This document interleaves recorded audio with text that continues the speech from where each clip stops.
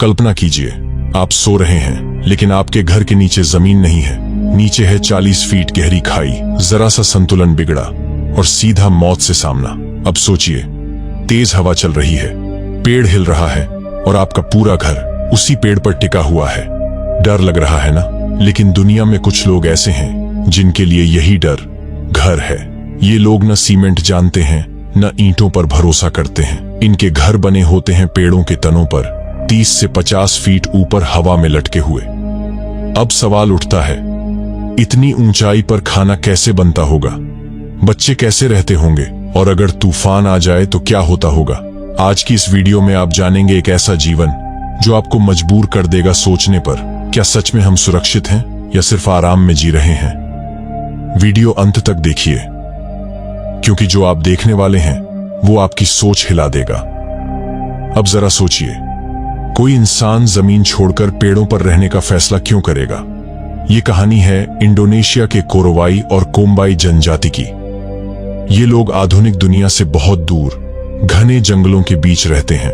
यहाँ न पक्की सड़क है, न बिजली और न ही मोबाइल नेटवर्क। लेकिन सबसे बड़ा खतरा है जंगल में मौजूद जंगली जानवर, जहरीले सांप और अचानक आने वाली बाढ़। इसी डर से बचने के लिए इन्होंने जमीन को छोड़ा और आसमान के करीब चले गए। इनके लिए पेड़ों पर बने घर कोई अजीब शौक नहीं, बल्कि जिंदा रहने का तरीका है। और अब जब आप जान चुके हैं ये लोग कौन हैं, तो अगला सवाल खुद से पूछिए, इतनी ऊंचाई पर घर बनाना डर है या समझदारी? अब तक आप सोच रहे होंगे, ठीक है, डर था, लेकिन 40 से 50 फीट ऊपर ही क्यों? जवाब सीधा है, ऊपर जिंदगी ज्यादा सुरक्षित है। जमीन पर जंगली सुअर, जहरीले सांप और दुश्मन जनजातियां हमला कर सकती हैं, लेकिन पेड़ों पर न जानवर चढ़ पाते हैं, न दुश्मन चुपके से आ सकते हैं। ऊंचाई से ये लोग दूर तक सब कुछ देख सकते हैं। अगर खतरा आए तो पहले ही तैयार हो जाते हैं। यहाँ हर पेड़ सोच समझकर चुना जाता है। मोटा तना, मजबूत जड़ें और सालों पुराना पेड़। यानी ये घर हवा में नहीं, अनुभव पर टिके होते हैं। और जब घर बन गया तो अगला सवाल आता है, इतनी ऊंचाई पर जिंदगी चलती कैसे है? अब जरा दिमाग में ये तस्वीर लाइए, लकड़ी का घर, नीचे सैकड़ों फीट गहराई और उसी घर के बीच आग जल रही है। अजीब लग रहा है ना? लेकिन इन लोगों के लिए ये बिल्कुल सामान्य है। इनके घर बांस और लकड़ी से बने होते हैं और आग के लिए एक तय जगह होती है ताकि पूरा घर न जले, धुआं ऊपर निकल जाए। इसके लिए छत खुली छोड़ी जाती है। खाना, जंगल से फल, शिकार किया गया मांस और कभी कभी पेड़ों से निकले कीड़े। यहां फ्रिज नहीं, यहां गैस नहीं, यहां जंगल ही सब कुछ है। और तभी मन में सवाल उठता है, जब जिंदगी इतनी मुश्किल है तो परिवार कैसे चलता होगा? अब सबसे डरावना सवाल, इतनी ऊंचाई पर बच्चे कैसे रहते हैं? जहां हम बालकनी में भी रेलिंग ढूंढते हैं, वहां यहां के बच्चे पेड़ों के तनों पर चलना सीखते हैं। 2 से 3 साल की उम्र में ही उन्हें ऊंचाई से डर नहीं लगता, क्योंकि ये डर उन्होंने कभी सीखा ही नहीं। माता पिता बच्चों को गिरने से नहीं, बल्कि संतुलन खोने से बचना सिखाते हैं। यहाँ खेल का मैदान जमीन नहीं, पेड़ है।